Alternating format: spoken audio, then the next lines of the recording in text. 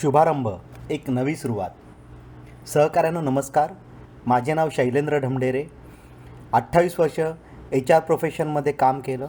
माझी शेवटची assignment HR director with Johnson and Johnson, जी मार्च 2019पर्यंत मी तिथे कार्यरत होतो. आपल्या संवादाची सुरुवात करण्याच्या आधी मी श्री रावसाहेब दरेकर यांचे आभार मानतो आणि अभिनंदन करतो की त्यांनी असा स्तुत्य असा उपक्रम चालू केला आणि आज मला तुमच्याशी संवाद साधण्याची संधी दिली. कोविड-19 एक वेगळी सिच्युएशन आणि म्हणून वेगळा विचार. हा जो काळ आहे तो विचार करण्यासारखा आहे आणि काही रिफ्लेक्शन म्हणजे मागे भूतकाळात आपल्याला नेण्यासारखं आहे. सहज विचार करत असताना मनात एक विचार आला, आपण कोणत्या व्यक्तीकडनं किंवा कोणत्या सिच्युएशनमधून काय शिकलो. आणि ते तो विचार करत असताना विंदा करंदीकरांची एक कवितेचे 4 ओळी आठवण लक्षात येतात. देणाऱ्याने देत जावे, घेणाऱ्याने घेत जावे, घेता घेता एक दिवस देणाऱ्याचे हात घ्यावे. अतिशय सुंदर असा विचार. संकल्पना अशी आहे की ज्या चांगल्या गोष्टी असतात, देण्याची जी ताकद असते ती देण्याची ताकद शिकण्याची प्रवृत्ती असायला पाहिजे, जेणेकरून घेणाऱ्याची सुद्धा देणाऱ्याची प्रवृत्तीमध्ये कन्व्हर्शन व्हायला पाहिजे. अतिशय सुंदर विचार. आणि त्याच विचाराने पुढे नेत असताना भूतकाळात गेलो. शाळेमध्ये असताना 5वी किंवा 6वीच्या वर्गात असेल त्यावेळेला वडिलांना आम्ही दादा म्हणतो. एक दिवस त्यांनी ते मे अँड बेकर कंपनीमध्ये वर्कर म्हणून काम करत होते. मी 6वी-7वीत होतो, परंतु माझे मोठे बंधू कॉलेजमध्ये होते. त्यांनी आम्हा दोघांनाही बोलवलं. त्यांनी सांगितलं की माझ्या कंपनीमध्ये मला एक अधिकार आहे.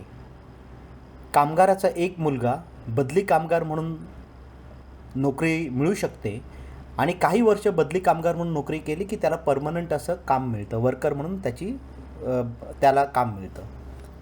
परंतु बदली कामगार त्या दिवसांमध्ये त्याला कोणत्याही प्रकारची कामं करायला लागू शकतात. मग तो कधी कॅन्टीनमध्ये असेल, कधी वॉशरूममध्ये असेल, कधी प्लांटमध्ये असेल, वगैरे वगैरे. आणि माझी इच्छा अशी आहे की तुम्ही दोघांनी अतिशय मेहनत करावी, चांगला अभ्यास करावा, पुढे जावं. तुम्हाला जी लागेल, जी संधीची जरूर आहे ते देण्याचं, पाठबळ देण्याचं काम तुमच्या वडिलांचं आणि आईचं आहे. मला फारसं कळलं नाही, पण मोठ्या बंधूंनी वडिलांना सांगितलं, दादा आम्ही नक्कीच तुम्ही म्हणताय त्याप्रमाणे करू आणि तुम्ही सांगितलेल्या मार्गावरती चालू. ज्याला मोठा झालो आणि पाठी वळून बघितलं, त्याला एक लक्षात आलं, आत्मविश्वास दिला होता, डायरेक्शन दिलं होतं आणि पाठबळ दिलं होतं आणि पाठिंबा दिला होता. ग्रॅज्युएशन झालं, HR मास्टर डिग्री झाली आणि 1991मध्ये इंडस्ट्रीमध्ये नोकरीला सुरुवात झाली. पहिला जॉब होता. अनफॉर्च्युनेटली कंपनीची आर्थिक परिस्थिती अतिशय गंभीर होती आणि दुष्काळात 13वा महिना असा झाला की जो कॅन्टीन कॉन्ट्रॅक्टर सर्व्हिस देत होता त्याच्या काही गावातल्या इश्यूजमुळे मर्डर झाला आणि आमच्या कंपनीतलं कॅन्टीन घेण्यासाठी कोणीही तयार नव्हतं, कारण आर्थिक जे काही पैसे आम्ही देत होतो ते त्यांना परवडत नव्हते. मी HR ट्रेनी असल्यामुळे कॅन्टीन चालवणं ही माझी जबाबदारी झाली. घरी कधीही घरचं सामान आणलेलं नव्हतं, परंतु कंपनीमध्ये कॅन्टीनची जबाबदारी आल्यावरती दररोज संध्याकाळी 5 वाजता कॅन्टीनचा जो कुक होता तो मला सामानाची यादी द्यायचा आणि मी तळोजावरनं पनवेलला जायचो, सामान खरेदी करायचो, सामान पाठवून द्यायचो आणि त्या पद्धतीने अतिशय चांगल्यारीत्या कॅन्टीन चाललं होतं. इनफॅक्ट सगळ्या क्वालिटीमध्ये इम्प्रूव्हमेंट झाली होती. चांगल्या क्वालिटीचे पदार्थ मिळत होते, तेल वगैरे वस्तू चांगल्या वापरल्या जात होत्या. आणखीन त्यानंतर 3 महिन्याने मला दुसरी संधी मिळाली म्हणून मी राजीनामा दिला. माझ्या रिलिव्हिंगच्या 2 दिवस आधी मला प्रत्येकजण, कामगार, अधिकारी वर्ग सगळे सांगत आहेत, शैलेंद्र जाऊ नकोस, कंटिन्यू कर, चांगलं काम करतो आहेस. मी काही लोकांना विचारण्याचा प्रयत्न केला की काय एक्झॅक्टली मी चांगलं केलं, तुम्ही मला सांगितलं तर बरं होईल. काही उत्तरं दिली ती फारशी मला परिणामकारक किंवा अशी योग्य वाटली नाहीत. नंतर मी एका सिनियर कामगाराला, तोही मला तेच सांगत होता. मी त्यांना म्हटलं, जरा मला सांगाल का तुम्हाला माझ्या कामामध्ये काय आवडलं. ते बोलले, खरे सांगू का. म्हटलं अरे खरंच सांगा, म्हणजे मला फायदा होईल, मला कळेल काय आहे ते. म्हणे सर आम्हाला चिंता आहे, तुम्ही गेलात तर उद्या कॅन्टीन कोण चालवणार आणि आम्हाला वडापाव आणि भजी कशी मिळणार. मित्रांनो, मला उत्तर मिळालं होतं, परंतु त्यातून मला एक शिकवण पण मिळाली होती. एक आयडेंटिटी आणि स्पेशालिटी क्रिएट करा. त्या कंपनीमध्ये प्रत्येकाच्या दृष्टीने मी महत्त्वाचा होतो, कारण मी कॅन्टीन चालवत होतो आणि ते त्यांना वेळच्या वेळेला वडापाव आणि भजी चांगल्या दर्जाचं मिळत होतं. एक स्पेशालिटी, एक आयडेंटिटी. करिअरच्या दृष्टीने स्वतःची कुठेही काही काम केलं तर स्पेशालिटी आणि आयडेंटिटी असणं फार जरुरीचं आहे. त्यानंतर मी अल्कल अमाइन्स म्हणून एक कंपनी जॉईन केली. पहिले 1.5 वर्ष अतिशय चांगले होते. कॉर्पोरेट ऑफिसमध्ये एक्सपोजर खूप छान मिळाला.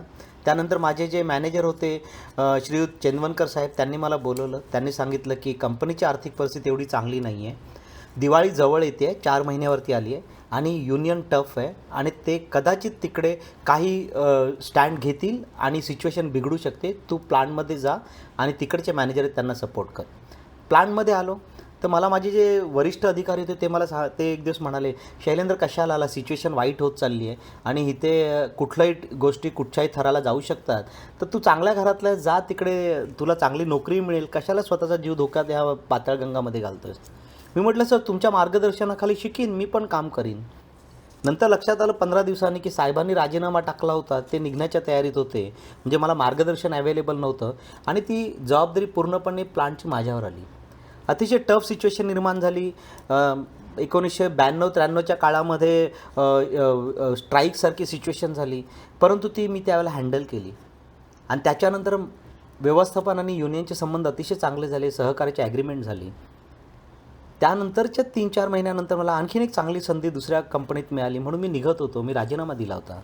त्यावेळेला कामगार माझ्याकडे आले, युनियन प्रतिनिधी माझ्याकडे आले की सर कशाला जात आहे, आता आपले संबंध चांगले झाले आहेत, आपण अतिशय चांगल्यारीत्या प्रोडक्टिव्हिटी करतो आहे, कंपनीला पुढे नेऊ, तुम्ही थांबा. मी म्हटलं मित्रांनो तुमच्यावरती रागवून नाही चाललो आहे, माझं करिअर आणखीन चांगलं हवं आणि आणखीन काही मला शिकायला मिळावं, त्या दृष्टीने मी मूव्ह करतो आहे. त्यामुळे मी तुमचे धन्यवाद व्यक्त करून पुढे निघतो आहे.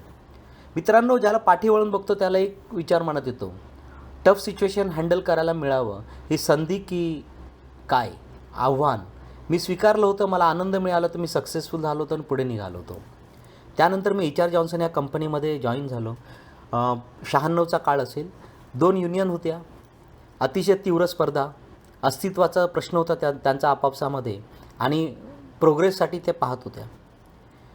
काही डिसिजन असे होत होते की ते प्रोडक्टिव्हिटीला प्रतिकूल परिस्थिती निर्माण करत होते. तर मी दोन्ही युनियनच्या प्रतिनिधींशी वेगवेगळ्या फोरमवरती बोललो आणि त्यांना समजवण्याचा प्रयत्न केला की असं काही करू नका की जेणेकरून प्रोडक्टिव्हिटीवरती विपरीत परिणाम होईल आणि आपलं जे भविष्य आहे ते धोक्यात येईल.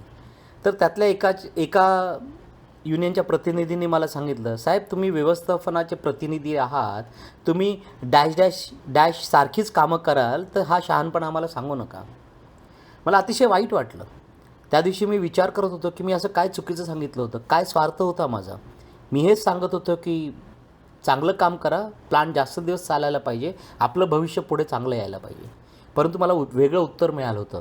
परंतु विचार करण्यानंतर मला एक लक्षात आलं की कंपनीमध्ये 500 लोक होते, अधिकारी आणि वर्कर म्हणून किमान 500 लोक, त्यांच्यावर अवलंबून असलेले किमान 4 व्यक्ती प्रत्येकाची, म्हणजे त्या कंपनीवरती 2000 लोक त्यांचं चरितार्थ किंवा जीवन चालवत होते.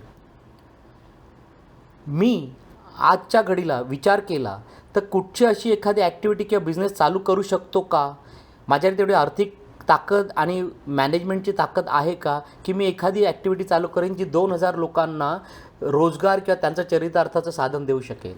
त्यावेळचं उत्तर होतं नाही. मग मी काय करायला पाहिजे. मला देवाने संधी दिली की मी HR आहे, मी माझ्या सहकाऱ्यांबरोबर काम करायला पाहिजे आणि असं काम करायला पाहिजे की एखादी ॲक्टिव्हिटी जर का 1 वर्षाने बंद होणार असेल तर ती 1 दिवस एक्स्ट्रा चालावी, म्हणजे 1 वर्ष 1 दिवस, याचा अर्थ 2000 लोकांना 1 दिवसाचा चरितार्थाचं साधन मिळवून देण्याच्यासाठी हातभार लावणं.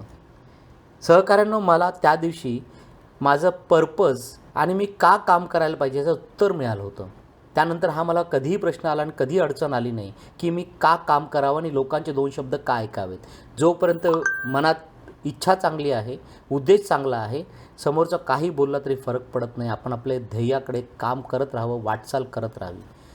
त्यानंतर मला संधी मिळाली BSF या कंपनीमध्ये. 8.5 वर्ष मी तिकडे काम केलं. पहिली मल्टीनॅशनल कंपनी माझ्या आयुष्यातली. अतिशय चांगली संधी मिळाली. मला त्यांनी जर्मनीलासुद्धा पाठवलं. जर्मनीला गेलो. 7.5 एकराचं रेडियस असलेला, 7.5 किलोमीटरचा रेडियस असलेला प्लांट. माझ्या मनात विचार आलं की आपल्याला इंडियामध्ये कधी असे मोठे प्लांट करता येतील. मोठे प्लांट करणं शक्य नव्हतं, परंतु आहे ते प्लांट अतिशय प्रोडक्टिव्हरित्या चालवणं आणि त्यांचं कसं कॉस्ट कमी करून प्रोडक्शन आणि क्वालिटी इम्प्रूव्ह करणं ही सुरुवात होती. मग मोठे प्लांट बनू शकतात ह्याच्यावरती फोकस करणं जरुरीचं होतं. मित्रांनो तो विचार घेतला आणि भारतात परत आलो. संधी त्याहून मोठी मिळाली मला एका युनियन लीडरबरोबर काम करण्याची. 2004ची वेळ होती. सेटलमेंट चालू होतं. सामंजस्य करार फायनल आज होईल असा युनियन प्रतिनिधी आणि व्यवस्थापन प्रतिनिधी दोघांनाही आत्मविश्वास होता. आणि मीटिंग ठरली होती दादरच्या प्रीतम हॉटेलमध्ये. दुपारी 3 वाजता मीटिंग चालू झाली. मित्रांनो, विश्वास बसणार नाही, ती मीटिंग दुसऱ्या दिवशी सकाळी 6 वाजता संपली. 15 तासाची मॅरेथॉन मीटिंग. रात्री 2 वाजेपर्यंत दोन्ही ग्रुप, दोन्ही पार्टीज कुठच्याही सेटलमेंटच्या मुद्द्यापर्यंत यायला तयार होईना. जमतच नव्हतं. शेवटी तुकाराम शिर्के, कैलासवासी तुकाराम शिर्के युनियनचे एक्सटर्नल युनियनचे प्रतिनिधी होते, ते हेड होते, अध्यक्ष होते. तर त्यांनी आम्हाला सांगितलं की तुम्ही जे मॅनेजमेंट जे मुद्दे मागते आहे ते मी युनियन लीडर म्हणून कधीही मान्य करणार नाही, परंतु ग्राउंड रियालिटीज ह्या वेगळ्या असू शकतात. तुम्ही म्हणजे लोकल प्रतिनिधी, व्यवस्थापन आणि युनियन ह्यांनी आपापसात डिस्कशन करा, मी बाहेर थांबतो. तुम्ही जर का एखाद्या सामंजस्य करारावरती एकत्र दोघेजण आलात आणि मला जर का सांगितलं की तुम्ही दोघांना ह्या गोष्टी मान्य आहेत, तर मी तुमच्या बरोबर आहे, तुम्ही म्हणाल त्याला मी हो म्हणेन. आणि ते मीटिंग रूम सोडून बाहेर गेले. 5-5:30च्या दरम्यान आमच्यात प्रचंड खलबतं झाली आणि आम्ही शेवटी युनियन आणि प्रतिनिधी आणि मॅनेजमेंट प्रतिनिधीमध्ये सामंजस्य करार झाला आणि आम्ही साहेबांना आत बोलवलं. तुकाराम शिर्के साहेब आले. त्यांना आम्ही सांगितलं की आमचे काय अंडरस्टँडिंग झालं आहे. त्यांनी काही सजेशन्स केले. आम्ही त्या दोन्ही ग्रुपने मान्य केलं आणि सामंजस्याच्या करारावरती सही करायला आम्ही मोकळे झालो. 6 वाजत आले होते. दूध सकाळचं आलेलं होतं. सामंजस्य करार झाला आहे. चहा मिळत आहे. आनंदाचं वातावरण होतं. परत लक्षात आलं की शिर्के साहेब रूममध्ये नाही आहेत. मी बाहेर गेलो, बघितलं तर कॉरिडॉरमध्ये ते कोपऱ्यात बसले होते. तर मी त्यांना विचारलं, सर काय झालं, तुम्ही असे का बसल्यात? तुम्हाला तुमच्या अपरोक्ष आम्ही काही गोष्टी केल्या म्हणून काही वाईट वाटलं का? ते म्हणाले, शैलेंद्र, ते सजेशन माझं होतं आणि झालेल्या गोष्टींवरती सुद्धा मी माझे इनपुट दिले होते आणि ते तुम्ही दोघांनी इन्कॉर्पोरेट केलेले आहेत. त्यामुळे कुठल्याही प्रकारचं मला वाईट वाटण्याचं कारण नाही. माझी चिंता वेगळी आहे. आज तुम्ही भरपूर प्रोडक्शनच्या डिमांड मागितल्या, आम्ही मान्य केल्या आणि त्याच्या बदल्यात तुम्ही आम्हाला 5,555 अशी भली मोठी रक्कम दिली आहे. माझी एकच चिंता आहे, तुम्ही 6 महिन्याने परत येता कामा नये व्यवस्थापनाने हे सांगून की 5,555 रुपये आता झेपत नाहीत आणि काही लोकांचे कामगार कपात करा किंवा काही प्रोडक्शनमध्ये चेंजेस करा, ते मात्र मला चालणार नाही आणि ते प्रॉमिस मला व्यवस्थापनाच्या वतीने तुझ्याकडनं पाहिजे. मी अर्थातच ते त्यांना दिलं, कारण आम्ही विचारपूर्वक गोष्टी केलेल्या होत्या. परंतु त्यावेळेला जेवढं समाधान मला ते सेटलमेंट सामंजस्य करार झाल्याचं होतं, त्याहून मला आनंद वाटत होता. मी अतिशय मोठ्या अशा व्यक्तीबरोबर उभा होतो, जे नावासाठी काम करत नव्हते, कामगारांच्यासाठी काम करत होते आणि खरंच खरेखुरे कामगार नेते होते. अशी मोठी माणसं आयुष्यात भेटली, तो आनंद होता. तिकडनं निघालो. पुढची कंपनी होती माझी कॅडबरीला आलो मी. कॅडबरीमध्ये मला हायर करण्यात आलं आणि त्यावेळेला मी विचारलं सर की काय पर्पज काय, म्हणजे काय महत्त्वाचं काम आहे? तुला ठाणे फॅक्टरी बंद करायची. म्हटलं फॅक्टरी बंद करायची तर मला कशाला तुम्ही घेताय? नाही, आम्हाला फॅक्टरी बंद करायची, पण ती माणुसकीच्या धोरणातून बंद करायची आहे आणि ते कौशल्य आणि आत्मविश्वास आणि केपेबिलिटी तुझ्याकडे असं आम्हाला वाटतं, त्यामुळे तू हे काम करायला पाहिजे. मी म्हटलं उत्तम आहे. जर का तुम्हाला वाटतं एखादी गोष्ट जी होणारच आहे, जी आपण बदलू शकत नाही, पण ती चांगल्या पद्धतीने करायला पाहिजे आणि ते मी करू शकतो असा तुमचा माझ्यावर आत्मविश्वास असेल तर मला आनंद वाटेल, मी तुमच्यावर काम करीन. कंपनी जॉईन केली. 6 महिन्याने तिकडेही कराराची बोलणी चालू झाली. तर मला माझे मॅनेजर म्हणाले की अरे आपण काही पैसे देऊन ते करार संपवून टाकू. म्हटलं पैसे देऊ, परंतु मग त्यांच्या बदल्यात आपण काय कामगारांकडनं काय अपेक्षा करतोय? ते म्हणे काहीच नाही करत. म्हटलं मागच्या सेटलमेंटला काय केलं? काहीच नाही, पैसे दिले आपण, काहीच मागण्या केल्या नाहीत. म्हटलं पण का असं करायचं? म्हणे प्लांट बंद करायचं, काय मागून फायदा आहे? म्हटलं मृत्यू येण्याच्या आधी मृत्यू काय ॲक्सेप्ट करायचा? आपण प्रयत्न का करू नये? भविष्यात काय लिहिलं आपल्याला काय माहिती आहे? ते म्हणे काम कर, तुला असं वाटत असेल तर तू चार्टर ऑफ डिमांड बनव, व्यवस्थापन काय मागण्या करू शकतो ते. मी एक अशी लिस्ट माझ्या वतीने बनवली आणि आम्ही दोघांनी मिळून आमच्या मॅनेजमेंटला ती सबमिट केली. मॅनेजमेंट आश्चर्यचकित झालं, हे शक्य आहे का आणि मिळेल का, असे 2 प्रश्न त्यांनी विचारले. मी म्हटलं शक्य नक्की आहे, मिळेल की नाही हे निगोसिएशनवरती डिपेंड आहे. आणि निगोसिएशन चालू झाले. त्याच दरम्यान मला जॉन्सन अँड जॉन्सनला जॉब मिळाला. त्यामुळे मी मूव्ह झालो आणि मी सोडल्यानंतर कॅडबरीमध्ये ॲग्रीमेंट झालं आणि 80% दिलेल्या गोष्टी मान्य केल्या युनियनने आणि युनियनलाही कामगारांनाही चांगले पैसे मिळाले. मित्रांनो, जो प्लांट 2010 साली बंद व्हायचा होता, सांगायला आनंद वाटतो, तो 2018 साली बंद झाला. म्हणजे कित्येक लोक जे रिटायर्ड झाले असते, होऊ शकले नसते, ते रिटायर्ड झाले. आणि 2018 साली जे बाकी जे होते त्या कामगारांना अतिशय चांगली अशी स्वेच्छानिवृत्ती मिळाली आणि त्याच्यासाठी जे पैसे लागले ते त्या प्लांटने आणि त्या लोकांनीच कमावून दिले. कॅडबरीला कुठेही धक्का न लागता लोकांना पैसे खूप चांगले मिळाले, प्रॉडक्ट कंटिन्यू राहिलं, कंपनी कंटिन्यू राहिली आणि जे काही लोकांना जायला लागलं, ज्यांना स्वेच्छानिवृत्ती घ्यायला लागली, त्यांना अतिशय चांगलं असं पैसे मिळाले. जॉन्सन अँड जॉन्सनमध्ये मला अतिशय चांगली संधी मिळाली, खूप शिकायला मिळालं, मार्गदर्शन मिळालं, पुढे जाण्याची संधी मिळाली.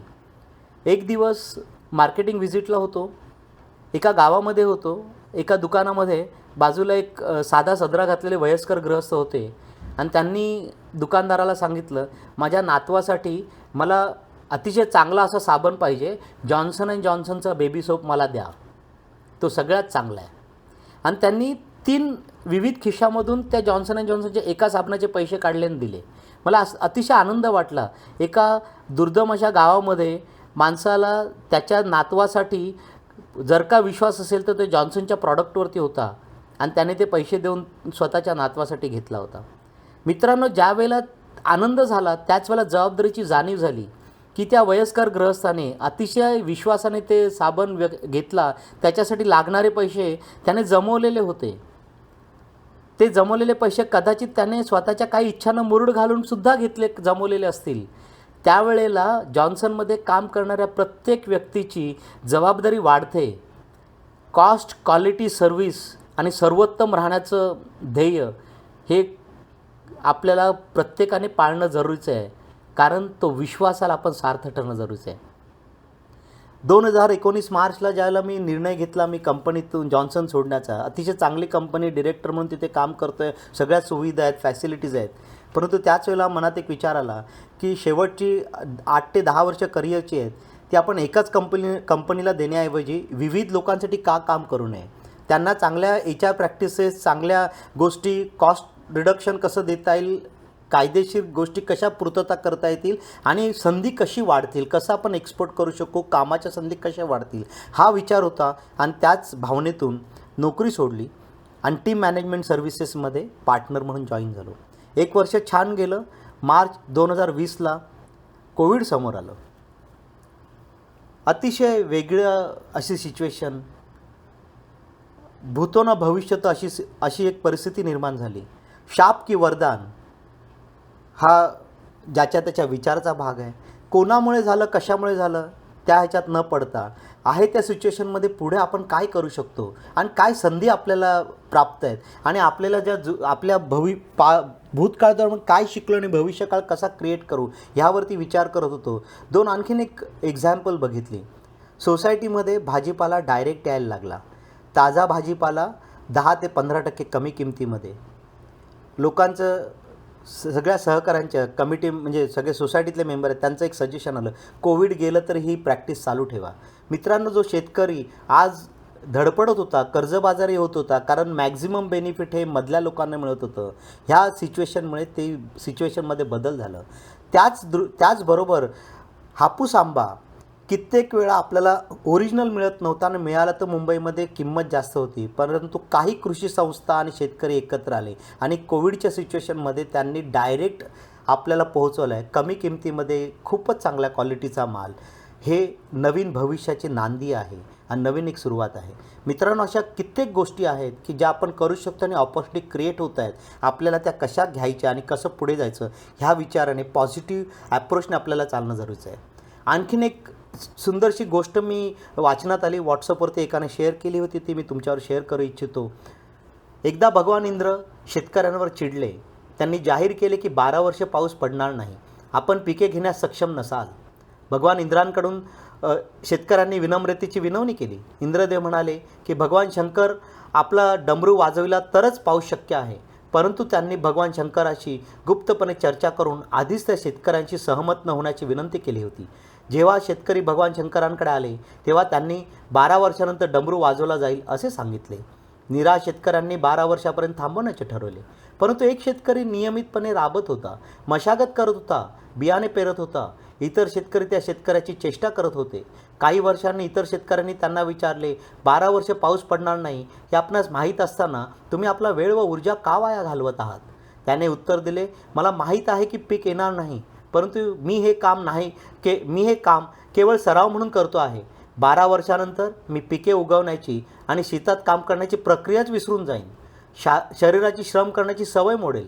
म्हणूनच मी हे करतो आहे, जेणेकरून 12 वर्षानंतर पाऊस पडल्यावर मला काम करणं अवघड वाटणार नाही. त्यांचा युक्तिवाद ऐकून देवी पार्वतीस कौतुक वाटले व ती भगवान शंकरास मजेत म्हणाली, तुम्ही पण 12 वर्षानंतर डमरू वाजवणे विसरू शकता. भगवान शंकराला काळजी वाटली. डमरू वाजतो की नाही हे तपासण्यासाठी म्हणून त्यांनी डमरू वाजवण्याचा प्रयत्न केला. डमरूचा आवाज ऐकताच पाऊस पडू लागला आणि नियमितपणे काम करणाऱ्या त्या शेतकऱ्याच्या शेतात भरभरून पीक आले. बाकी सगळ्यांना मात्र पश्चाताप झाला. सराव आपल्याला परिपूर्ण बनवितो. सराव म्हणजे गुणवत्ता टिकवण्याचे सार. सराव म्हणजे तारुण्याचे गुपित. 2 आठवडे 2 महिने कधीतरी लॉकडाऊन संपेल त्याकडे डोळे लावून बसण्याऐवजी एक गोष्ट नक्की करा. ज्या व्यवसायात आहात किंवा क्षेत्रात आहात त्यातील आपली कौशल्य धारदार करीत राहा. आपल्याकडे असलेल्या गोष्टींचा अभ्यास करा. आपले ज्ञान वाढवत राहा. आज आपल्या कौशल्यावर लक्ष केंद्रित करा. स्वतःला अजून कसं चांगलं करता येईल याकडे लक्ष द्या, जेणेकरून जेव्हा पुन्हा काम करण्याची वेळ येईल तेव्हा सगळी आव्हाने पूर्ण करण्यास तयार असाल. मित्रांनो, पॉझिटिव्ह अप्रोच ठेवा. वेळ भविष्य आपलं आहे. चिंता करू नका. स्वतःची काळजी घ्या, दुसऱ्यांची काळजी घ्या. भविष्यात नक्कीच आपण पुढे जाऊ. धन्यवाद.